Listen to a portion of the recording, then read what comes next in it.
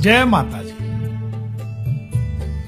આજના ગુરુ પૂર્ણિમાના શુભ દિવસે આપ સૌને ખૂબ ખૂબ શુભેચ્છાઓ।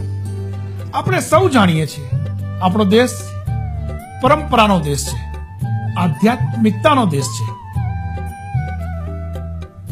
ધર્મને માનનારો દેશ છે। આપણે ગુરુ પરંપરામાં માનીએ છીએ। કહેવાય છે ને, गुरु गोविंद दोनों खड़े किसको लागू पाए। गुरु गोविंद दोनों खड़े किसको लागू पाए, बलिहारी गुरुदेव की जिसने गोविंद दियो बताए।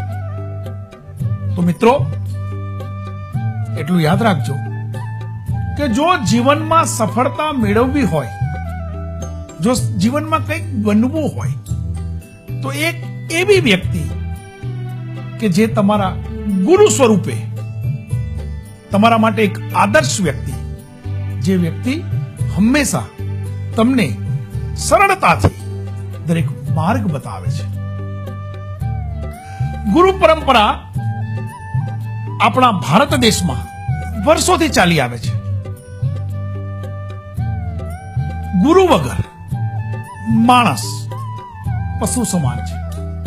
હું તો એવું માનું છું કે જો જીવનમાં કંઈક બનવું છે, જીવનમાં આગળ વધવું છે, તો ગુરુજી હોવા જોઈએ।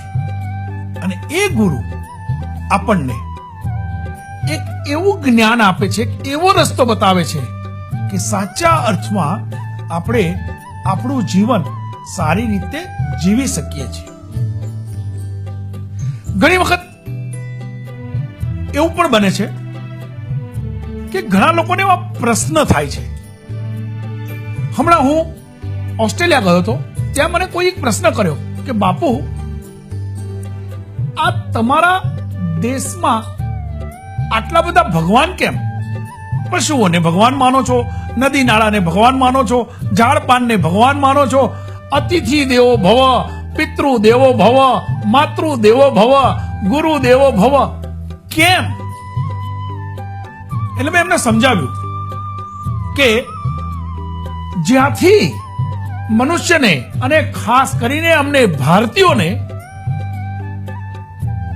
કોઈ પણ પાછું લેવાની આશા વગર કોઈ કાર્યમાં જ્યારે અમને કોઈ એક વ્યક્તિ, કોઈ એક પદાર્થ અમને મદદ કરે છે, એ અમારા માટે ઈશ્વર સમાન છે।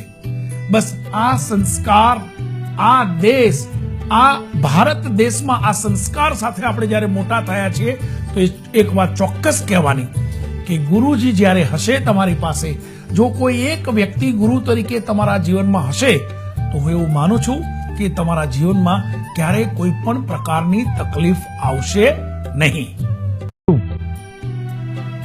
જય માતા।